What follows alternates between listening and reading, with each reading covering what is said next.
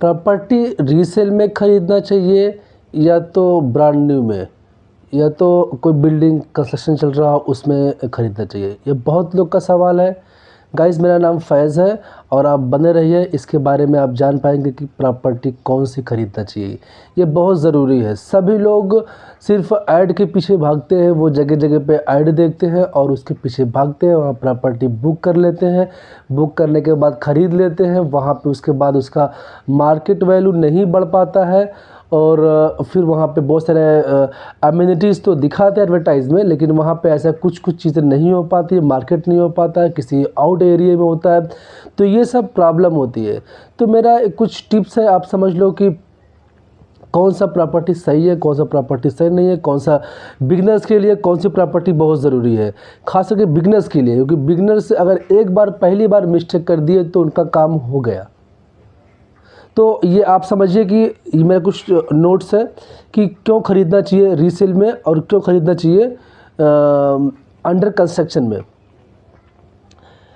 देखो, जहाँ पे रीसेल प्रॉपर्टी ख़रीदोगे आप, रीसेल में वहाँ पे मार्केट वैल्यू जो है, मार्केट वहाँ पे डेवलप हो गया रहेगा। 2 साल 5 साल जब बिल्डिंग बन के हो जाते हैं, सारा अपार्टमेंट बिक जाता है, तो वहाँ पे मार्केट रहता है, हॉस्पिटल रहता है और सब्ज़ी का मार्केट, किराना मार्केट, कपड़े का मार्केट, यानी कि सारे मार्केट अवेलेबल होते हैं वहाँ पे। तो वहाँ पे भाव फटाक से बढ़ जाता है। और आप अंडर कंस्ट्रक्शन में बुक करते हैं, थोड़ा सा आपको ये रहेगा कि भाव आपको कम मिल सकता है कंपेयर टू अपना रीसेल प्रॉपर्टी के से, लेकिन वहाँ पे आपका 5 साल बाद क्या होने वाला है वो पता नहीं है। ये सब डेवलपर लोग कहीं कहीं पे बिल्डिंग कहीं भी बना रहे हैं, उनके पास पैसे हैं, वो इन्वेस्ट कर रहे हैं, उनको पता है कि इन्वेस्ट करेंगे आज नहीं 5 साल में 10 साल बाद हमारा कोई रिटर्न देने वाला ही है। तो इसीलिए वो लोग कहीं भी बिल्डिंग बनाते हैं। तो आप वहाँ पे मत जाइए। और यहाँ पे आपको रीसेल में रेट आपको परफेक्ट मिलेगा। आप अगर उस एरिया में 10 बिल्डिंग में देखेंगे ना जाके, तो लगभग 19-20 का ही अंतर रहेगा रीसेल में। और अंडर कंस्ट्रक्शन में वो तो आपको डेमो वीडियो और एडवर्टाइज बहुत दिखाएगा, लेकिन वहाँ पे सच्चाई में क्या है वो एकदम सही नहीं निकलता है। तो ये चीज़ है एकदम। और कोई रिस्क नहीं होता रीसेल में। आप रीसेल की प्रॉपर्टी ख़रीद के आप अगले दिन आके रह सकते हैं, अगले दिन आप रेंटल पे चढ़ा सकते हैं। और अंडर कंस्ट्रक्शन में वो आपको 3 साल बोल के देगा, वो 4 साल लेके जाएगा कि 5 साल ले जाएगा, वो आपको पता नहीं है। बिल्डर कैसे उस पर फंड कर रहा है पता नहीं, उसका खुद का फंड है, कोई लोन दिया है, कैसे क्या है उसको आप कुछ नहीं जानते हो। बहुत सारे बिल्डर हैं टाइम के पहले भी कर देते हैं, लेकिन बहुत सारे बिल्डर हैं वो फंसा देते हैं। तो ये सब आपको बिगनर्स के लिए समझना बहुत मुश्किल होगा। लोन आपको इस पे इजीली मिल जाता है, क्योंकि ये जो क्या नाम है अपना रीसेल वाला भी प्रॉपर्टी ख़रीदा है, वो 5 साल हो गया, तो सब कुछ वहाँ पे कंप्लीट हो गया है।